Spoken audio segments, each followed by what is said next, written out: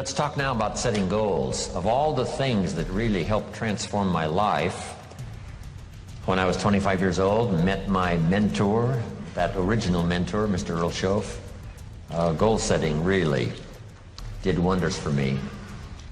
The subject came up when Mr. Schoaf said to me, Mr. Rohn, let me see your current list of goals.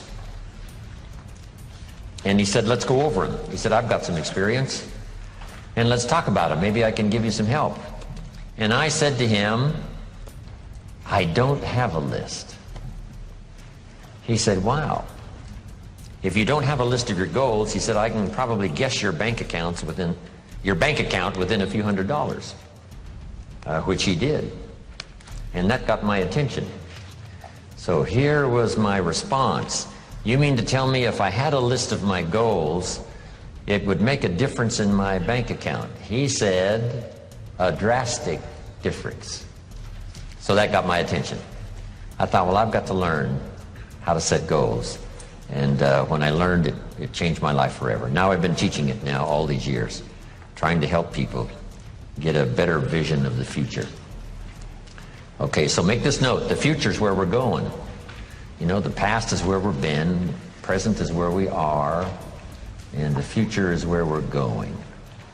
And if we can capture this moment in time from our past to now, and then from now to a future more well-designed, with better objectives and better purpose for ourselves, our family, our business, our investments, everything else, then this moment in time will have become extremely valuable. So let me give you first what really affects us all. Number one, we're affected by the environment in which we live. We're affected by the physical environment. I was challenged way back in those early days, why not make the environment better everywhere you go?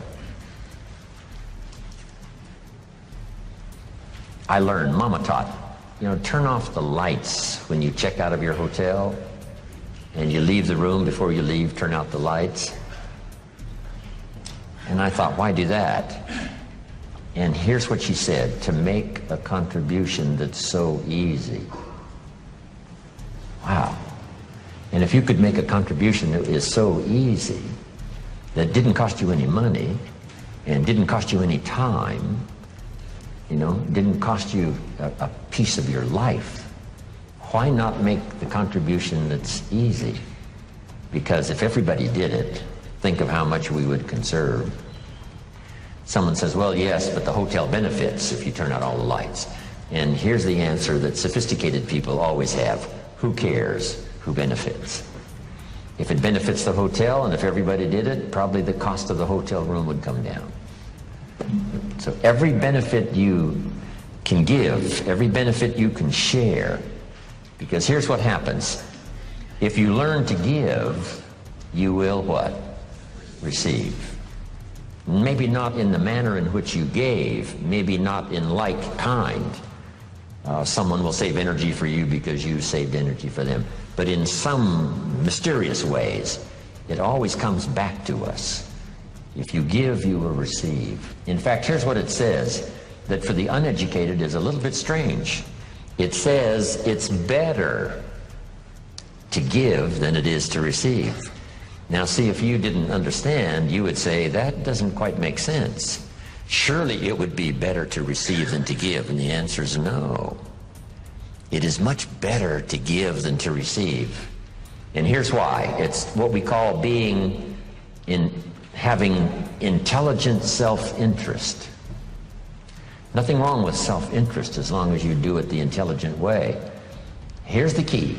Giving, it's better to give than it is to receive because giving starts the receiving process.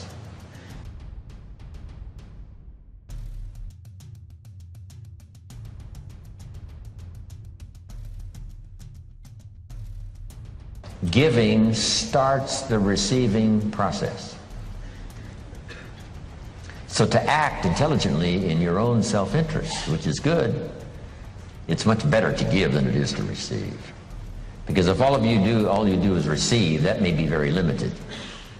But if you give, and giving starts the receiving process coming your way from unknown resources and from unknown places, back it comes around to you because you became a giver. That's one of the unique mysteries of life. We give to receive, and it's better to give than it is to receive. So that's what Mama said. Turn out the lights, make a contribution. Why not make the easy ones? Here's what else. We talked about it at our lunch break today to those who were there. It raises your self-esteem, plus your self-respect, that you do things that the average person doesn't do. Maybe if they were taught, they would. Maybe if somebody mentioned it, they would. But it's easy for most everybody to just go on their way, and if they're not interrupted by a good idea that says, hey, it's so easy to make a contribution, this one would be easy. Turn out the lights when you leave the hotel room and make a contribution. That's interesting. Next is the phrase, in terms of environment, always leave something better than you found it. I talked to a man one time who rented out a long list of apartments. And he said, Mr. Rohn, you wouldn't believe it, but when somebody rents an apartment, they usually leave it worse than when they rented it. I said, you've got to be kidding. He said, no. A high percentage of people leave it trashed. If they stay 6 months or stay 1 year, they leave it trashed. Not just not better, but trashed. I said, that's impossible. Why would anyone do that? Mama said to me, no, leave it what? Better than you found it. See, that's just a commitment to your own self-esteem.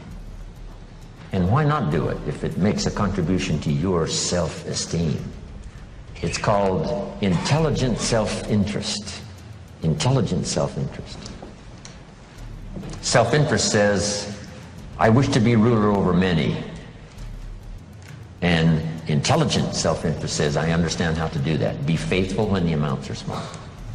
If you'll take care of the few, we will someday give you a position of very high importance over many. But if you don't be disciplined when the amounts are small, why would we trust you when the amounts are large? Brian mentioned that earlier. Why would life give you a fortune to manage if you couldn't manage the gifts of a few? Interesting philosophy to consider, okay?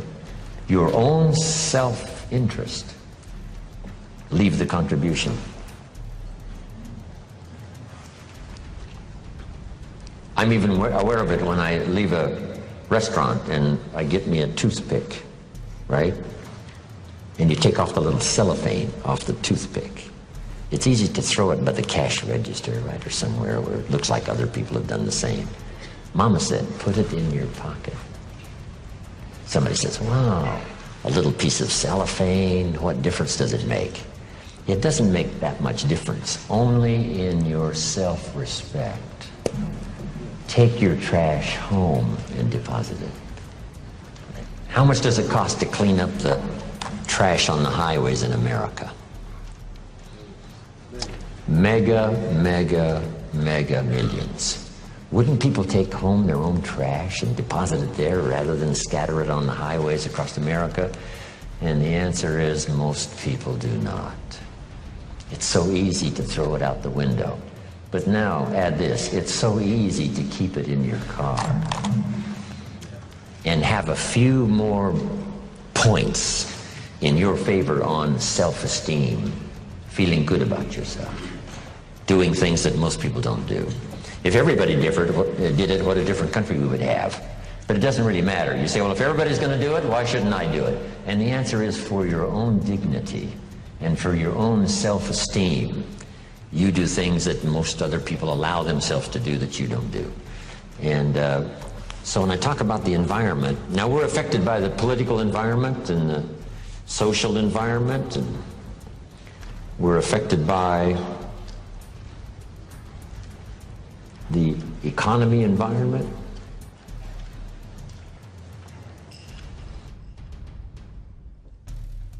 All of us are persuaded in one way or another to live like we live. Here's a good word to jot down: association. Be very careful of your associations. We're going to talk a little later about financial independence and, caring for your resources. Here's what we've discovered. People that are around people that spend all they make, chances are excellent, what? They spend all they make. It's just part of that association. Once you're sort of in it, you sort of do what everyone else does. So here's the key to association. Number one is limited association. Some people you can spend, a few hours with, but not a few days. Some you can spend a few days, but not a lifetime. Some you can spend a little time, but not a lot of time. Limit your associations because of the influence. All of us have to be around people, that have a variety of their own, beliefs and what they do that influences us or, is there. It's in our presence wherever we go. But here's the whole key. Some of it's limited association. Here's the next one. This one is kind of severe, and that is discontinue association. Sometimes you have to say in an association, is it causing me more harm than good?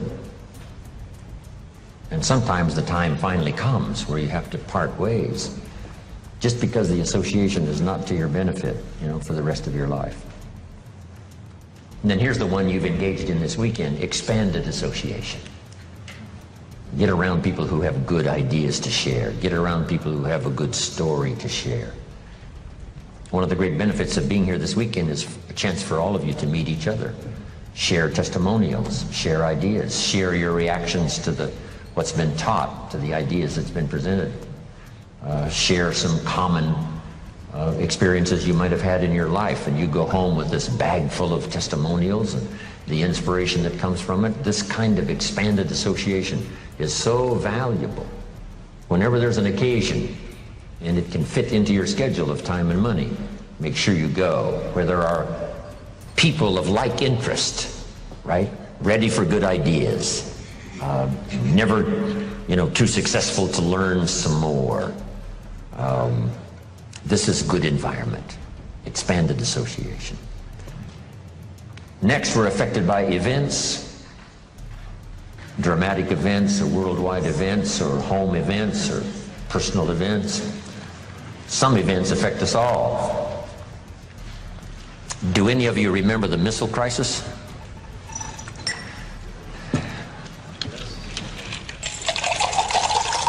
Hey, there's a few of us go back that far, right? Come on. Do I have a little company here? Anybody remember the missile crisis? Okay, I got a little company here. Khrushchev has his missiles on the way to Cuba. John Kennedy finds out about it and calls and says, "Mr. Chairman of the Communist Party, Russia, you cannot put your missiles in Cuba." And Khrushchev says, "Young Mr. President, you don't understand. This is Nikita Khrushchev. And we are the Soviet Union, and we will put our missiles wherever we please." And that started an incredible crisis known as the missile crisis. John Kennedy said, "Mr. Khrushchev, listen carefully. You can't put your missiles 90 miles from Florida." And Mr. Khrushchev said, "Well, Mr. President, I hate to inform you, but the missiles are already on the way." And John Kennedy said, "Mr. Khrushchev, we will not let those missiles arrive." Next conversation. Nikita Khrushchev says, "Mr. President, you don't understand. If you touch those missiles that are on the way, it means war." Last conversation. John Kennedy calls, says, "Mr. Khrushchev, I must inform you, sir, in all seriousness. If it is war, Russia will cease to exist. That's a heck of a conversation, isn't it?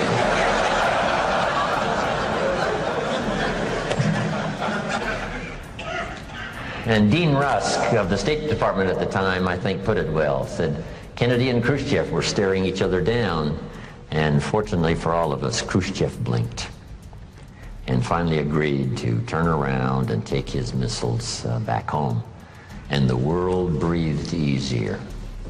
Back then, some of you might remember, we were digging bomb shelters in our backyards, right? This whole thing about atomic war finally became a reality, and we were saying, wow, surely not, for the sake of our children and our grandchildren. And I'm sure that the Russian officials and Soviet Union officials and Nikita Khrushchev finally decided, for the sake of their children and their grandchildren, there was no need to have this confrontation with the United States. But it was so close. So some events affect us all. Here's number 4. We're all affected by our results, whatever they've been, the results of our errors or the results of our disciplines.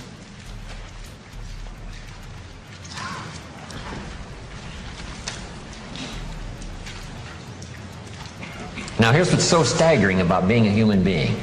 It's possible immediately upon decision to start a new program of changing results. If you're headed in a certain direction and it looks like in 5 years you're going to wind up here, and you take a look at that in 5 years and you say, yes, it looks like what I'm doing right now, if I continue doing what I'm doing now, it looks like in 5 years I will wind up here. Let's say that suddenly, on careful consideration, you decide that's not a very good place. That's not a very exciting place to arrive. Is it possible as a human being to change your destination point 5 years from now? And the answer is yes. See, that is so extraordinary. No other life form can do that. Pick a different destination in 5 years. And start making plans and learn the skills and accept the disciplines and the teaching and the training and the consistency of effort, and just start going in a new direction. And in 5 years from now, wind up at a totally different place than where it was assumed you were going to arrive with the old plans.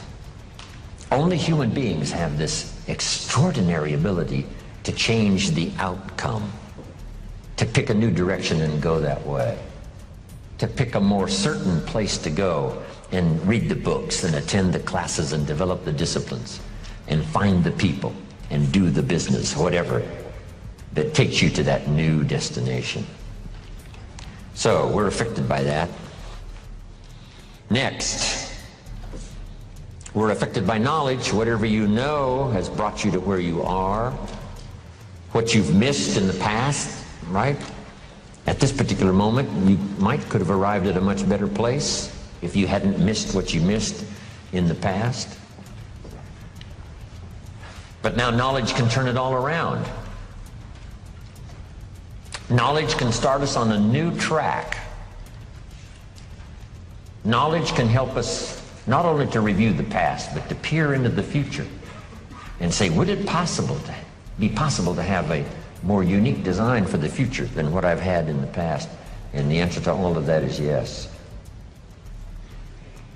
So these 5 things primarily were affected by it. No, here's the 5th one. Environment, events, results, knowledge. And here's number 5, because we're going to do our goals workshop. We're affected by our dreams. Our ability to see the future and give it design. Things, places, people, career, fortune, whatever might become important to you for the balance of your life, or especially over the next 10 years. It's possible to reach into the future personally. Now, most of the time we don't do it. Here's why we don't really reach into the future. Here's why we don't really reach into the future. We're trapped either by regret of the past or the routine of the present. So busy with the routine of the present, we don't give much thought to designing the future. Or trapped by the past, with regrets of past losses and past failures and past mistakes, and we relive it over and over again, not to the benefit of changing it for the future, but just because, we feel that our lives have been less than favorable simply because of all the things that's happened to us in the past. But here's the real key, is to spend some time, and usually we don't do it until someone comes by and offers the suggestion. That's why meeting the right person at the right time, attending the right class, listening to the right sermon, having a conversation with the right person sometimes can totally change the direction of your life. And you're never the same after that personal contact, or sitting in that class, or reading that book, or coming face to face with someone who says, hey, our lives are not that good, what could we do to change? And that very conversation starts this whole process. Wow, I've arrived at a fairly poor place. How could I change all of that for the future? And that is all possible. And this point of contact, maybe today, will help change all of that and give some of you a new glimpse of some of the possibilities. We talked a little bit earlier about the possibilities and believing that the possibilities were possible for you, then going to work and make them happen. But let's talk now about setting goals and see if we can't make this really meaningful. Here's the next key. Make sure that the greatest pull on you is the pull of the future. Not the pull of the past that keeps taking you back. Not the pull of gravity like the present that just keeps you sort of stuck where you are. But we want to make sure that the greatest influence and pull on us is the pull of the future. If you have powerful goals well designed and plenty of them to stir your imagination, here's what they will do. Goals become like a magnet. And the bigger they are and the stronger they are and the longer the list and the more things you'd like to acquire during the course of your lifetime, the stronger they pull. And here's the other advantage in setting goals, so that these goals begin to pull you in that forward future direction. They pull you through all kinds of downtime, all kinds of nighttime experiences, all kinds of winters. You can much more easily survive the next crisis, the next winter of your life, if you have well-set goals, finely tuned, places you want to go, things you want to do, people you want to meet, skills you want to develop, fortune you want to make, benevolence you want to engage in. If all of that becomes powerful and clear and you're on your way, I promise you, no matter what happens, those goals will pull you through. You won't be lost in the middle because you'll be able to see beyond. So with that in mind, let's now engage in this little session. It may be one of the most important for the weekend, designing the next 10 years. I want you to take a fresh piece of paper, or at least put a title up on one page and call it Goals Workshop. And in this Goals Workshop, I'm going to ask a series of questions, and I want you to write down the question first and then do the exercise. Okay? Write down the question first and then do the exercise. If you're ready to go, say, let's go.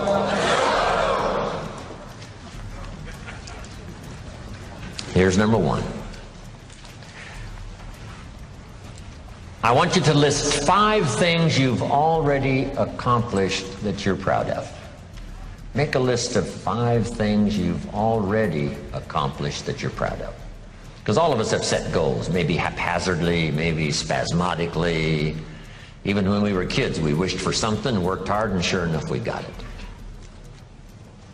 List 5 achievements, 5 goals that you've reached in the past already that you're proud of. If you won a gold medal at the Olympics, that would be a good one to put on there. Whatever you've accomplished, just a list of 5 things.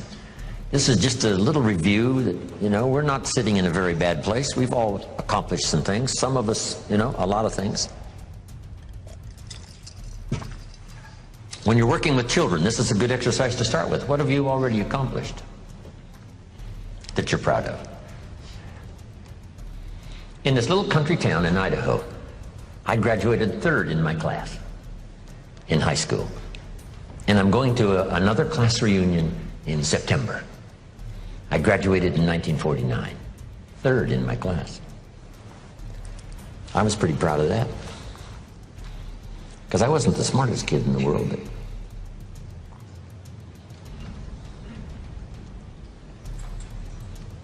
We're called the 49ers, Idaho 49ers, graduated in 1949. It'll be interesting, right? Another class reunion come September.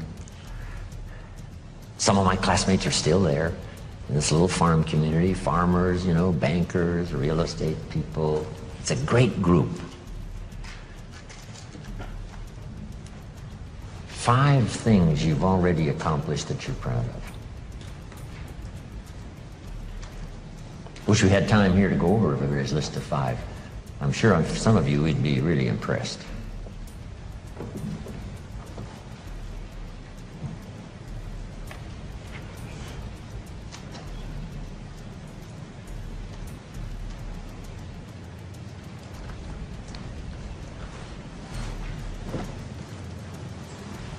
Five things, 5 achievements.